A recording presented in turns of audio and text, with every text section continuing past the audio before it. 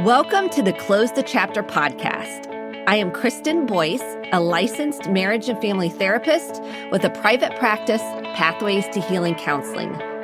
Through conversations, education, strategies, and shared stories, we will be closing the chapter on all the thoughts, feelings, people, and circumstances that don't serve you anymore and open the door to possibilities and the real you. You won't want to miss an episode, so be sure to subscribe.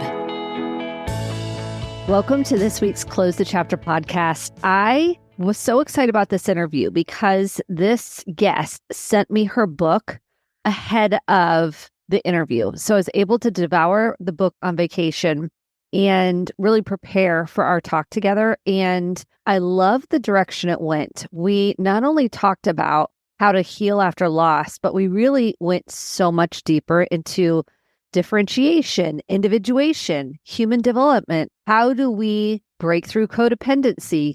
It was such a good conversation. So let me tell you a little bit more about my guest. Suzanne Anderson is a psychologist, author, coach, leadership consultant, and transformational teacher. Her pioneering work in guiding others to awaken their full masculine and feminine strengths combines insights and practices from ancient wisdom, depth psychology, and modern neuroscience. She has dedicated the past 30 years to decoding an embodied, integral, and accelerated pathway to unlock the next level of our innate potential. And so she's written several books and facilitates workshops. She's written The Way of the Mysterious Woman, Upgrading How You Live, Love, and Lead. And then her current book, which is the one I read, is You Make Your Path by Walking, a transformational field guide through trauma and loss. And she talks a lot about how she lost her husband by suicide and how she healed from that and how her work has helped transform her life. And there's so much good in this conversation. And what I think is a great supplement to helping you on the healing journey is grabbing the free healing journal at Kristen, Kristen, Boyce, BOICE.com/free resources and post your thoughts.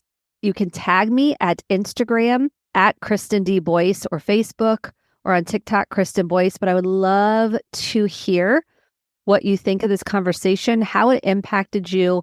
What were your takeaways? And if you got any specific quotes from it that really resonated from you. And I really think this is a life-changing conversation. So without further ado, here is my guest, Suzanne Anderson. Welcome to this week's Close the Chapter podcast. Thank you so much for joining us. It means the world that you're here and you have an open heart, open mind, and ready to expand yourself. I am so excited for this conversation. I was just telling my very dear guest, I was on the beach and I devoured her book. I'm actually holding it up for those that are watching or you're listening. It's called You Make Your Path by Walking, a transformational field guide through trauma and loss. And Suzanne Anderson, welcome to the Close the Chapter podcast. Thank you, Kristen. It's great to be here. Looking forward to our conversation. As you can see, well, for those that can see, I have earmarked the book. I literally was on the beach with my highlighter and flipping the pages down because it was so powerful and your wisdom came through the pages, through your life experience. You can tell you turned the pain into purpose and you were already on a purposeful mission, it felt like. So tell me what it was like to write the book. Right. Well, I would say from the event that I write about in the book, which was a dramatic loss. Basically, there's life before that and then life after that. The first thing I had to do was complete my first book, which I just completed the research on with my co-author. And so when I could finally get back to that was the first thing. And that came out in 2016, The Way of the Mysterious Woman, Upgrading How You Live, Love, and Lead. And so the idea of writing this book was just nowhere. I had this child that I had to get out there, this first book. And that was the first thing that was required. And basically, as the title of the book implies, I was literally making my path by walking. Everything was lost in a very short period of time. And for me, all the outer structures, let's say, of my identity were just gone. So it's important for me to say the writing was first the living of the experience. and really living it fully. There wasn't a part of me that wanted to quickly go to be offering this some kind of wise ideas to other people, because I was literally walking this. And so finally, maybe 4 years, 5 years after the trauma, I was ready myself to write myself back together. And I took time. I'd go away to Lopez Island, which is in San Juan Islands out here, and stay at a friend's cottage and just let myself walk over the very, very difficult ground that I had been across and let myself write that experience. And after I'd done that, it took a couple of years of writing my story in these little moments when I could get away. Then I showed it to my editor of the first book. And she said, Gail said, this is going to be helpful to others. And I think you should make it into a book. So that's the story. That's very different than I'm walking through this thinking, taking notes. I was journaling as I went through, absolutely, for me, but I wasn't taking notes thinking this will be a book. What I really want to acknowledge as you walk through the pain of losing your husband through suicide and the pain of that, and then writing about it. How was that for you, writing it out? Because some clients I work with say, I just don't want to write it out. For you, how was that helpful in your healing process? Well, I think it's important to say, first of all, I'm in the trauma space. So the work I did and the research I did for years with women was around, and still is, around finding a developmental pathway. Like, how do we emerge into another, I could say, the next level of our potentiality on earth right now as women? What does that look like when we really bring together all the feminine and the masculine aspects of ourselves? And so that work involves the working with the unconscious trauma we could call developmental trauma. And so I already knew something about trauma in general, and it's the work I do. A long time ago, it used to be, you got to go walk right back over that trauma ground right away, which was, we found then many years ago, probably shifted about a decade ago, was that actually could re-traumatize you. So you don't do that. And I didn't do that. My therapist that I worked with, I didn't go back to the moment of the trauma of finding my husband until it was probably 2 years, actually, that I was ready to tell her to actually speak it and then be in it. And we went very, very slowly. We didn't even do it all in one session. We went very, very slowly, where my nervous system would get recalibrated, as you know, in the work that you do, to just be able to hold myself in that trauma. And similarly with the writing, I went very slowly. I was away on these retreats by myself because I felt I needed to be. And I had all the kinds of tools that make me feel happy, or, let's say safe.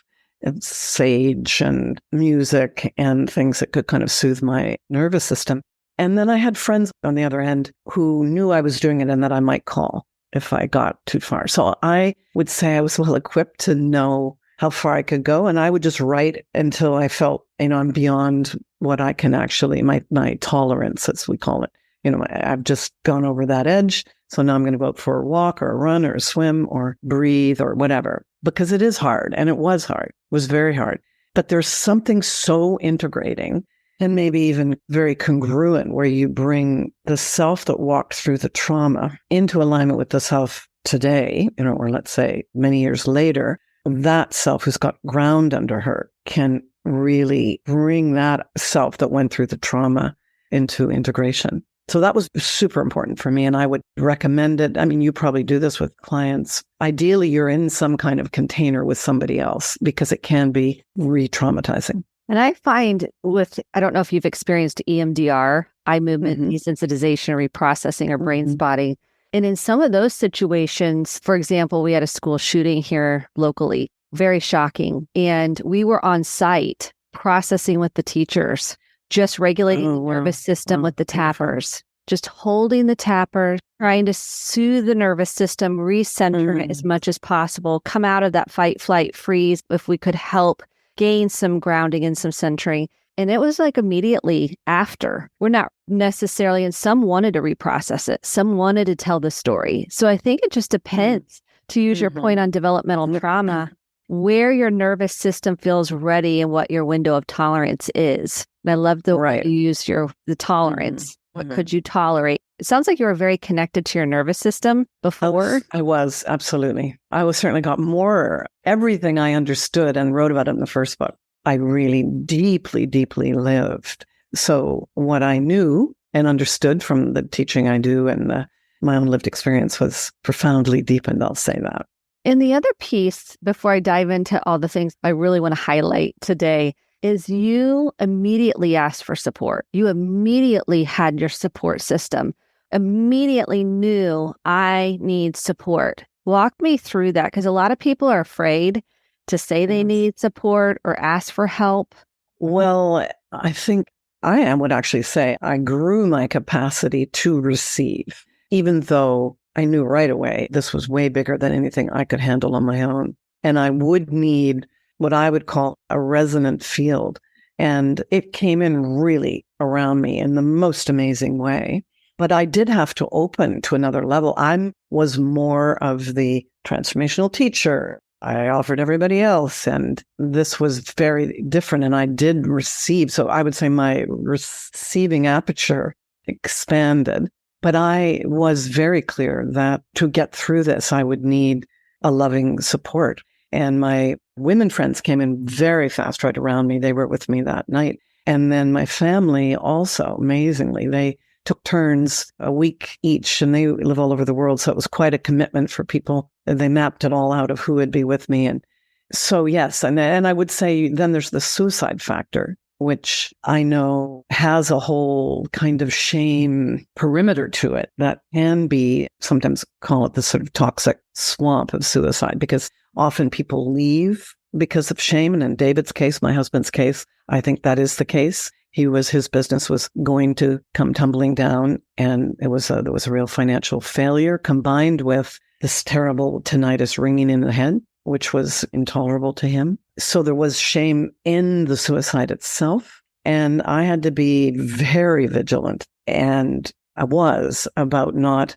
getting drawn into that. And sometimes that can lead to isolation for people, like this terrible thing has happened and they just want to isolate and withdraw. And I was very clear, this was not my suicide. I did not choose that.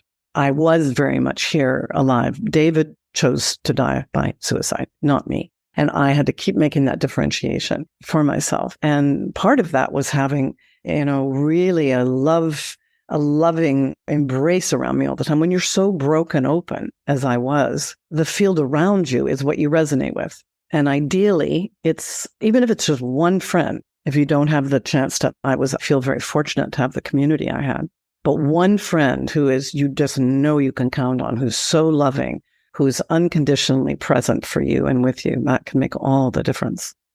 It can. I think it's a beautiful way to put, you increased your capacity to receive, because receiving, even someone will give you a compliment or offer their support. Did it force you to increase your capacity to receive? I mean, in some way, did the grief, did the shock, what helped increase? I think I wasn't even as aware. I didn't even know. It was a wake-up call for me about how much of my energy streamed out. I thought I was receptive, but actually it's like a muscle that's unused. I could feel when I was so shattered, I could feel so much coming in, and it took something to stretch my heart to receive the role I was playing in a very collective trauma, because it wasn't just me. Of course, I was the closest one with my husband, but there was his family. We had a big community on the island we lived on in Seattle, and there were a lot of people traumatized. And my role, in essence, in the pattern, was to be the receptive, almost initially, certainly to be the receptive,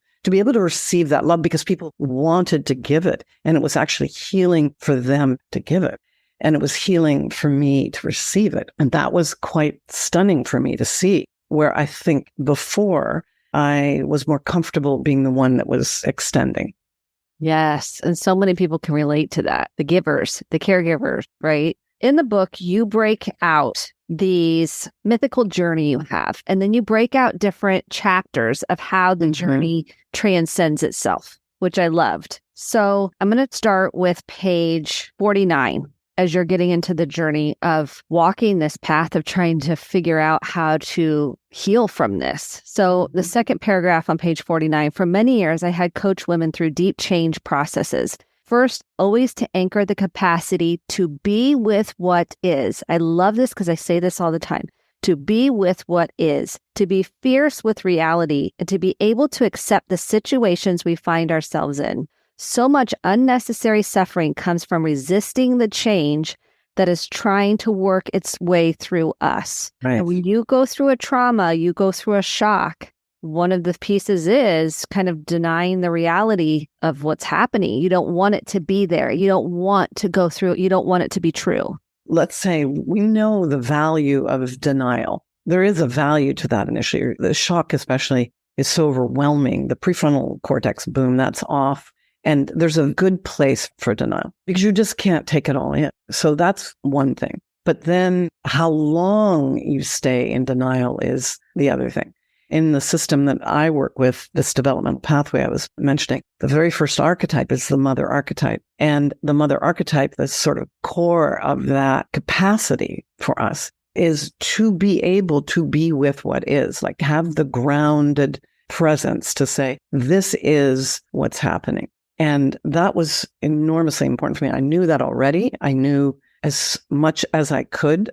Initially, my mind was very busy trying to get out of the situation. I have a long time meditation practice, and I was able to see it and notice it. It was just like, get me out of here. My personal response was flight. I just wanted to go. I just got to go. I got to go somewhere. I got to go somewhere. And then I would watch all of that frenzy at the mental level and no, I couldn't go anywhere. There was nowhere to go. And then settling down, setting my system down to be able to say, this is what's happening. Because it's so true that the suffering, couldn't get bigger for me. And the resisting what is adds this other layer that the Buddhists call suffering, the suffering. That just is like turning the volume up, and I didn't need that. So if I could just be with what was in the moment. Another important part of this was being able to say, it's not that my life is going to happen later. When I get through this thing, I'll get my life again. There is that desire, sense of, can I get back somewhere? I want to go back somewhere. You lose your future. In my case, it was just everything about the future gone. But the more that you can, and the sooner the better, accept that this is actually my life. And that's what I had to keep telling myself and bringing myself back to. This is your one moment, your one day. You will not get this back. This is not about some life you're going to have in the future. It's like as much as you can just be here. This is my life right now. This is my life. I don't like it, but here it is. This is my life. I love this so much because I think of clients even going through a divorce or some other trauma, and they think, well, once I meet someone else, then I'll be okay. Or once I have a child, once I have a house, once I meet a certain goal financially or have this job. And you really had a practice already, but it seems like you could be aware of your own wanting to leave, wanting to flee from it. Right. And telling yourself, this is what's happening. I write a bit about this in the book. I think at a certain point, not in the initial days of the trauma for sure, but a little further down the road, and I work in the work I do, I work with what it means to have a clear intention of the future and hold those images of the future. And so there is something to that, to being able to envision a possible new life and at the same time be living in this life. Because the truth is that how you get there to those images, you don't know, and you won't be able to know if you're not here on this lily pad ready to walk to the next lily pad. It ties into chapter 8, the meta capacity embracing paradox. I think so. Let's read a little bit from this paragraph at the very beginning of the chapter.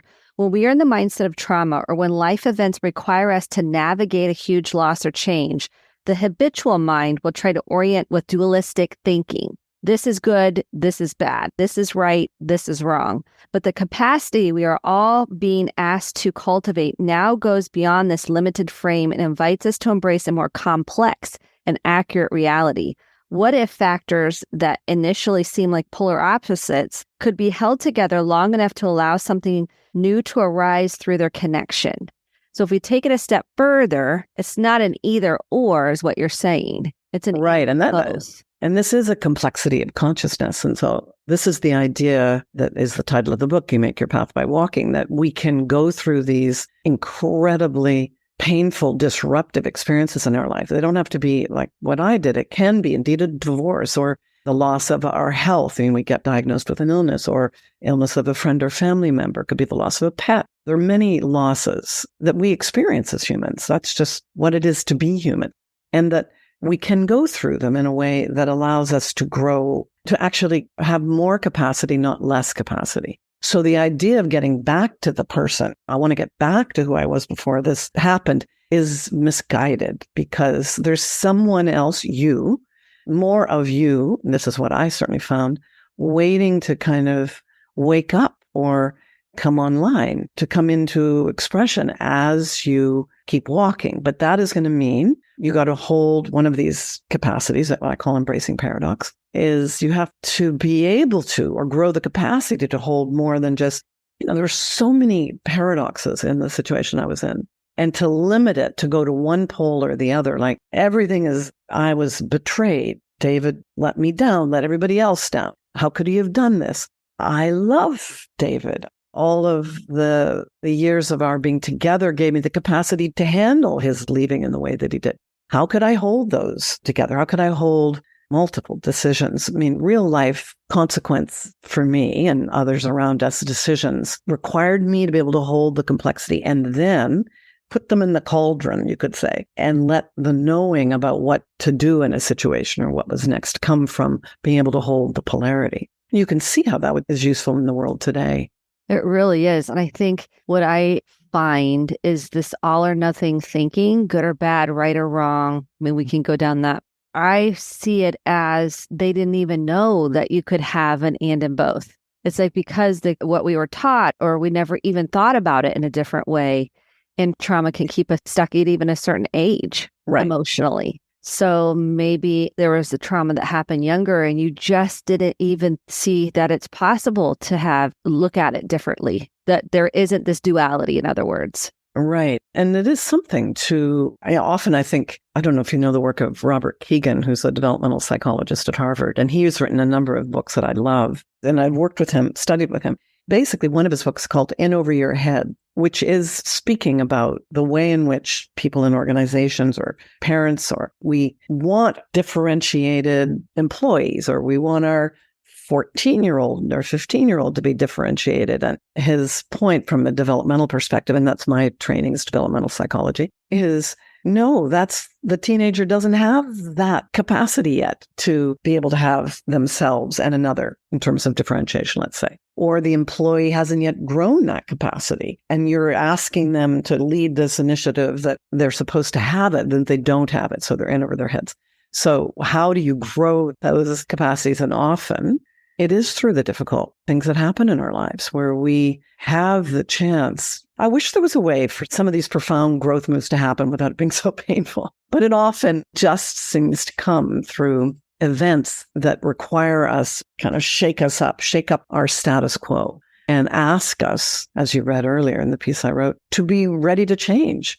What needs to change here now that and for me, the shattering was so complete because I lost my beloved, our future, my home, all the resources I had everything was swept away. I lost my community. I lost my cat. I shut down my business. I mean, literally everything was gone. So the shattering was enormous. And from my perspective, it's like, I never want to go through anything like this again. I've been so shattered here. What do I need to see? Or what can I see about my own shadows? What can I grow here in terms of my capacity? Because hopefully, not that there won't be other difficult losses, but there won't be something of this magnitude. Okay, so this is so good. One differentiation for those that don't know what it is. I did a whole episode on it, but can you explain it to the listener? Yeah. Differentiation is basically where the capacity, I call it mindful differentiation in my first book, because there is a mindfulness to this. It is the capacity to have a relationship with yourself, to know what you think, what you feel, what you sense, to know that,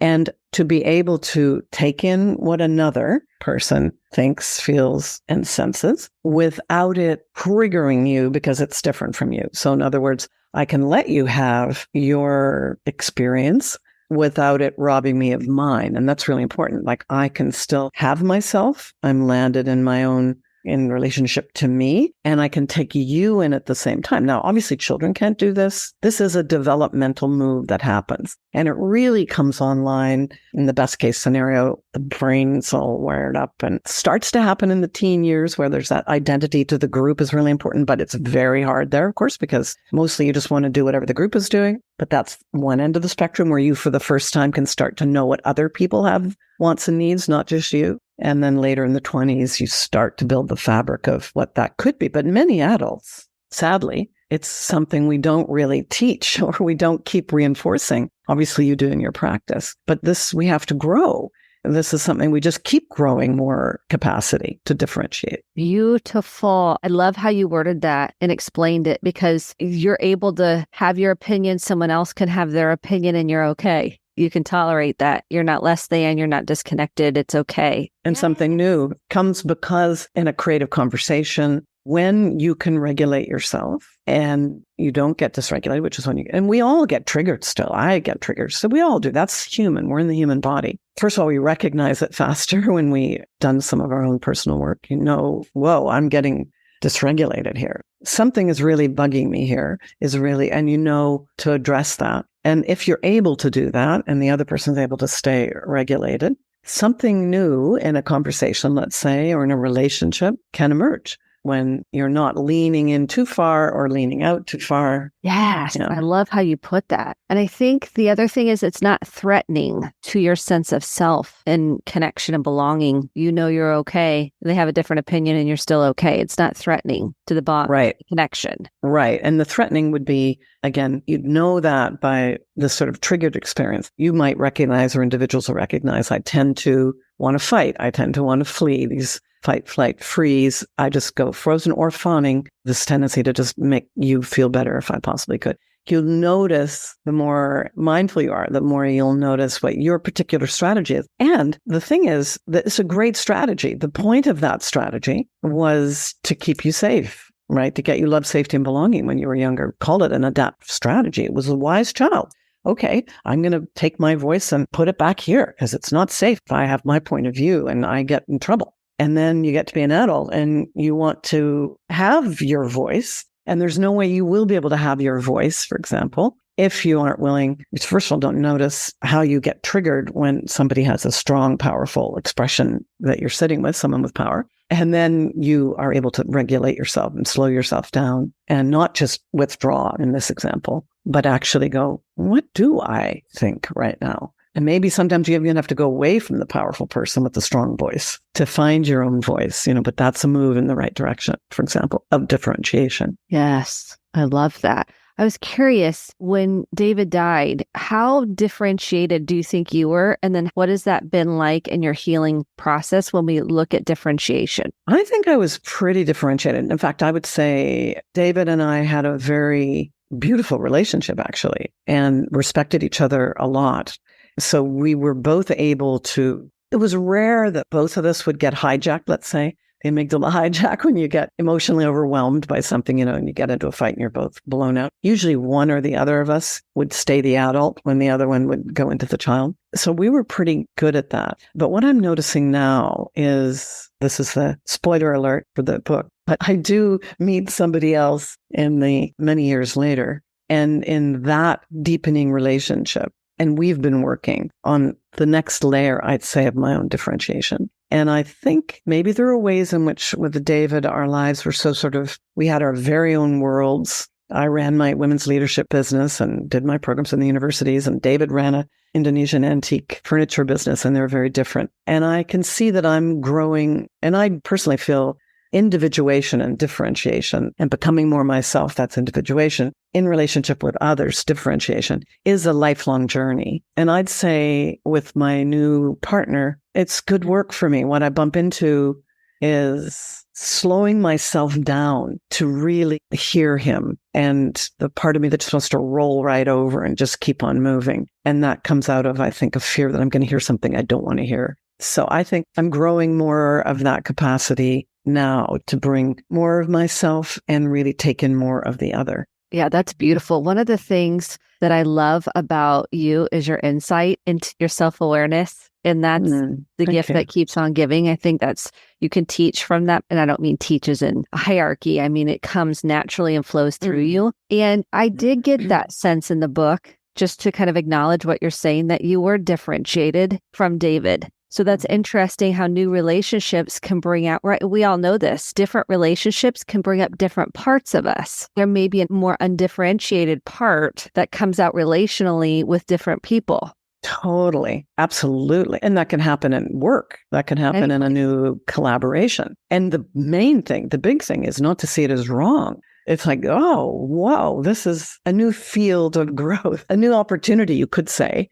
My partner and I are working with a couples therapist. So we're actually getting the container, and they're developmentally oriented, which is what I love, that you can really grow more. You become more whole in how you are in relationship. And I know from the trauma I've been through, the reconnecting with another person, and for people that have been through divorce or some of those difficult losses, loss of a spouse, it is something to come back into connection again, to do it mindfully. It really is. Okay, so my daughter just called, just to update everybody from school. She's 17 and was upset about friendship situations. So Suzanne is tying this in together with differentiation. Yeah. Okay, go ahead. Well, at this age, there's the synchronicity, let's say, of this happening to Kristen right as we're talking about differentiation. And the normalizing that I'm sure she is doing as a mother of this is hard. This is really hard right now, but you're growing the capacity. And this is what a 16,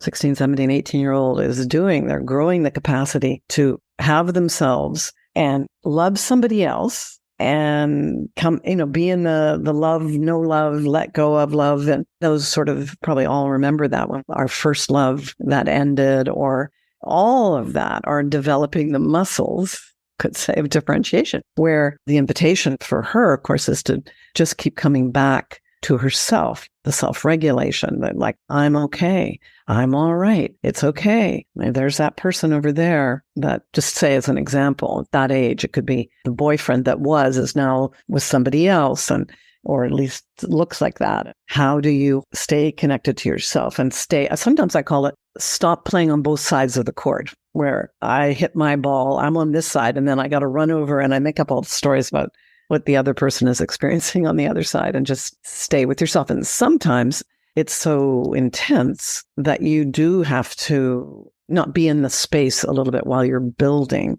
the capacity. Exactly. That's beautifully said. And I want to talk about how you do that, because you talk about grounding in the book section on where you talked about grounding. And you quoted David. Who did you get the quote from about the grounding? I'm trying to find it in my little notes here. Because how does somebody be able to differentiate, individuate, and come back to self and self-regulate? And you talked so beautifully about it. You had to do that throughout your grief journey. Oh, 100%. This is a big part of the book and how you did that. Right. So the thing is, what we forget is that the nervous system is everything in any kind of a trauma situation. Right now, your daughter's going through, her nervous system is overwhelmed. And what happens is the prefrontal cortex just has stories from the past or fears for the future. If it's been hijacked by that overactive nervous system. So the first order of business is to really settle, literally from a neuroscience perspective, just settle your nervous system. And I had to do that again and again because I had many decisions to make. There were things I needed to figure out, but I needed my prefrontal cortex to be useful and not just delivering me lots of fear thoughts. So breath is very, very valuable. Obviously, there are many breathing practices, but the breath is one of the key ways that we can switch from the sympathetic nervous system, the overwhelm, to the parasympathetic. Longer exhale than inhale. You probably all heard from your mother, take 10 deep breaths. We know the neuroscience of that. Really take 10 deep breaths. I want your daughter to go into the woman's bathroom and take 10 deep breaths and just settle her nervous system. That's what I had to keep doing. And then you have moving the energy, which I would do every day in the morning. And this is very hard when you're going through something difficult, because sometimes you don't want to go anywhere or do anything, but actually moving energy in your body. So for me, that was running or fast walk or some way in which before whatever was going to come into the day, I was actually able to move my energy. Those are probably two key things that we could start with. I love how in your journey, you're transparent in how not only did it affect you emotionally, but you did talk about your nervous system throughout the book. I mean, you really talked about how it impacted your nervous system and how connected you were to your nervous system. How did you figure out, because for some people, this is brand new work. They're not connected. Yeah. Trauma can take us away from the body and connecting to the body. How did you know what your body needed and what you needed? Well, it's the work I do with women. I'd say it is to come back into the body, to be embodied. And that was a journey for me because I was a management consultant working in a leadership space, very much in my head and very good at what I did. I was working with the top teams in Fortune 100 companies and really not that aware of what was happening in my body. It was like I had this big head and I was smart and the body is something underneath there. And it was a wake-up call for me. And there are a number of factors I go into it in the book about what turned me from that work into the work I'm doing today. And it was a journey of realizing, because at first I think when I switched from just doing this more generic leadership work for top teams, I started to work with women and opened a private coaching practice. I thought it was going to be giving them new ideas, maybe new behaviors, but I discovered, whoa, we're in a whole nother category. There's a whole lot of information in this body. And emotional intelligence was just coming in. It's something everybody talks about now, but then it was in the 90s. It wasn't so common. People didn't really respect or even understand emotions. Social intelligence, that wasn't really understood. These are all things now we have the neuroscience behind and we value. But I was learning that. And so I myself kept coming into my body and discovering all sorts of feelings and sensations and learning to find my intuition and what is intuition and how do I know in my body. So I'd say for any of your listeners for whom this is a new idea, I guess we could say there's an evolutionary imperative. In my first book, The Way of the Mystery Woman, I really go into this. There is an evolutionary imperative to grow this capacity. Einstein made that famous quote, "We can't solve the problems of today by the consciousness that created them yesterday." So that's an evolutionary move. That is, we have problems in the world today and in our own complex families and communities that we cannot solve without emotional intelligence, without learning how to be in relationships in a new way. This is just simply what's required now. So for me, that was a learning. But then I will say, during these years post the trauma, I was committed because I do feel David did a kind of what I call spiritual bypass. He had left and he had very deep meditation practice, was not afraid of dying. I know he wasn't able to handle everything that was going to happen. And I was not going to do that. So for me, it was like this waking down. I was obviously going to wake up. This was a wake-up call, but it was going to be a waking down and into my body. Make sure that I included all of myself and of others around me to get through this. That is a really helpful way you just articulated that, because what I just had a visualization, because you do talk about grounding in the book quite a bit. And that is, I see you wanted to ground into your body instead of bypass your experience. Right. Feet on the floor. It's like this was a practice every single morning. I would do this one thing that I required of myself. And if anyone's going through a real trauma, this will be helpful. It's like a real dramatic, shocking trauma. You come out of the unconscious and it's like, oh my God, this can't be my life. And you just want to go back, pull the covers of your head. And I would require myself to get on the side of my bed, put my feet on the floor and say, I am grateful for this embodied life. I got my name here, feel my feet on the ground. May this day be a blessing. May everything I do be filled with love. I would say different things every day, but the basic essence was gratitude for being alive. David was not, I was. And I didn't believe it necessarily with my mind, but it oriented me to, I am here in a body. And once I'd done that, and I'd sort of told myself that, then I could make the next move into the day. That's so helpful. It seems basic to people, but it really isn't. When you're in the middle of it, it's not. This is taking everything to even get out of your bed. Exactly. Even do the next thing. So that is so helpful to say. Okay, I could talk to you for hours. I feel like this is just a feeling. I feel like Have you thought about writing a book on individuation and differentiation? It's a bit like saying your second child's not even born yet. Have you got a third one in mind? There's something flowing through you there. Well, thank you. I really appreciate that. That is 100% the work I do. I mean, that's the core of the work that I do with women. So it is something that matters deeply to me. And because I do think we need individuated, differentiated, in this case, my work with women in the world, agents of change in these times. We have to be able to show up in our families and in our communities, in the world and our jobs in really different ways. And that requires that work. So hopefully in the first book, you get a sense of that. And in this book, you kind of get my lived experience of it. But maybe I'll write a blog about it now that you've... I would love that. I just would like to hear more. And if it's not resonant, if not flowing, no big deal. I just feel like there's something there. Because even if you were talking, I was like, we could go so deep into this topic because, and not to go on a tangent with it, I was even thinking with my daughter when she was calling, because she's not done that before. I was feeling my feet on the floor. I was trying to breathe and regulate. Because I'm like, I'm in the middle of a podcast. I need it. I don't want to leave Suzanne in the lurch. I'm like, no, just be here and now. So I was breathing through my feet. And even then, you can feel like I could feel my body responding to her angst. So I was practicing, feel my feet, breathing into that, just to model what that looks like. It's sometimes you think, well, you just breathe and you do this. It's like, no, it's really mindfully being aware of your own experience in the moment. That's right. And differentiation, when we're looking at that, I even want to go, okay, as a parent, you have to really see, is this taking you into a younger part that is needing some attention, some nurturing, some healing? It wasn't today, but it was more or less me going, oh, time-wise and trying to balance her and this. And I think it's such an important conversation that people don't know about. So I just wanted to be encouraging and so no, that's great. And it's not that there's one, and I think you just expressed that beautifully, because it isn't that if your daughter calls, obviously you're doing what you're doing, you're not going to be disturbed. Like, oh, that's differentiation, that I never respond when I'm doing my thing, I do my thing. It's having the capacity to use your intuition and sense, as you did. This doesn't happen before. She doesn't usually do this, is what is needed here. And that's differentiation.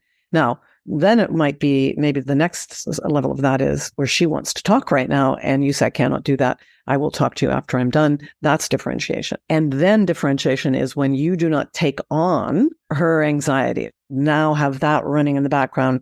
Like you can come back to yourself. And that is a grown capacity. And you probably had to work it. You probably had to keep bringing yourself back, come back, leave her with her, and then you'll address it later. Oh my gosh, this is so good. You just walked through this real life example that I think is going to be so helpful for listeners, because it's really the practical application of differentiation, like individuation. I really think, but differentiation relationally. And I'm really glad you shared how it's been different in your current relationship, because that piece gets overlooked. And it or as though somehow children, each of different parents, siblings. Yeah.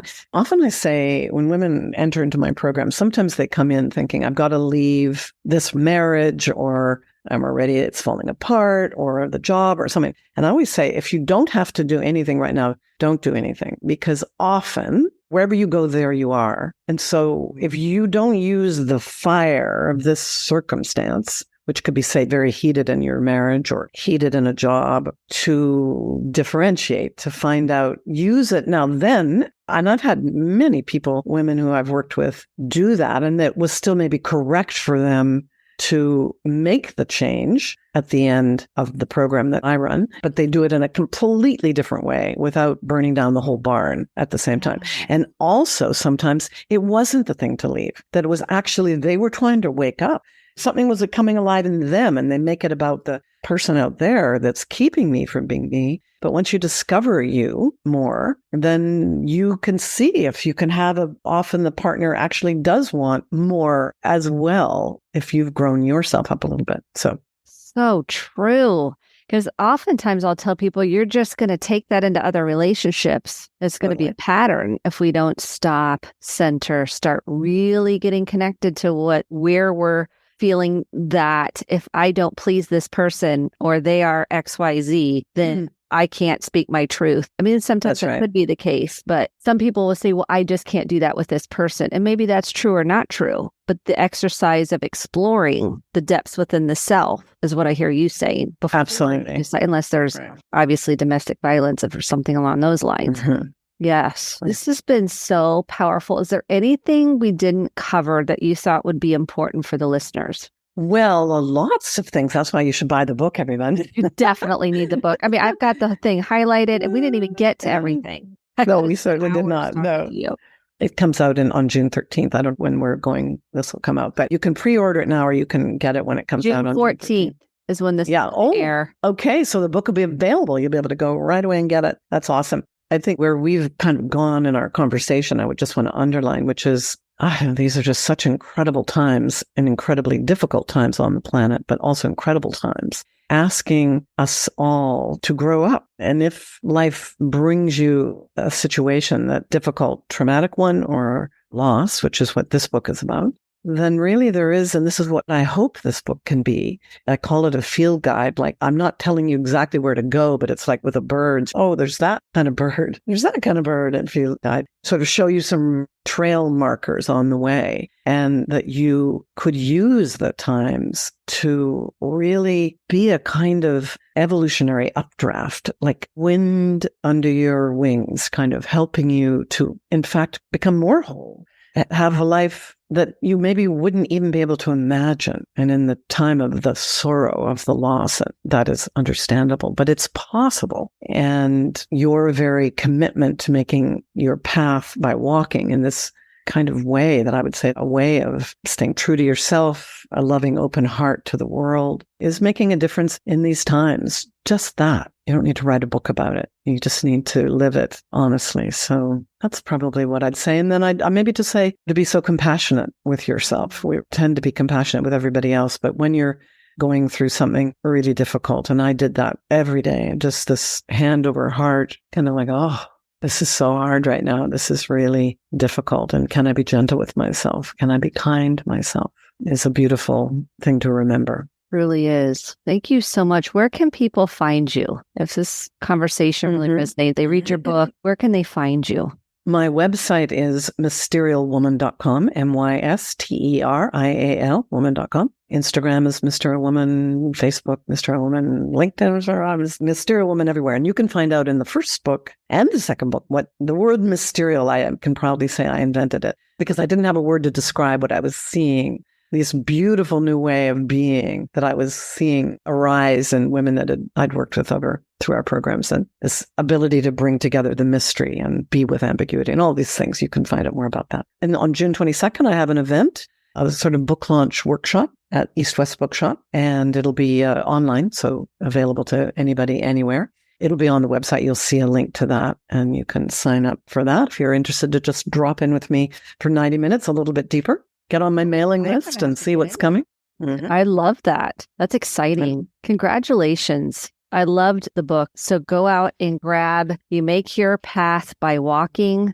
You'll want to get it. I'm so excited. This is launching the day after that goes on sale. It's perfect. So I am so grateful for your energy, your love, you sharing your wisdom, and being on the Close the Chapter podcast. Thank you from the bottom of my heart. This was a powerful conversation for me. And I know it will be for the audience too. So thank you so much, Suzanne. Thank you, Kristen. Thank you so much for listening to the Close the Chapter podcast. My hope is that you took home some actionable steps along with motivation, inspiration, and hope for making sustainable change in your life. If you enjoyed this episode, click the subscribe button to be sure to get the updated episodes every week. And share with a friend or a family member. For more information about how to get connected, visit Kristen, KRISTEN, D, Boyce, BOICE.com. Thanks and have a great day.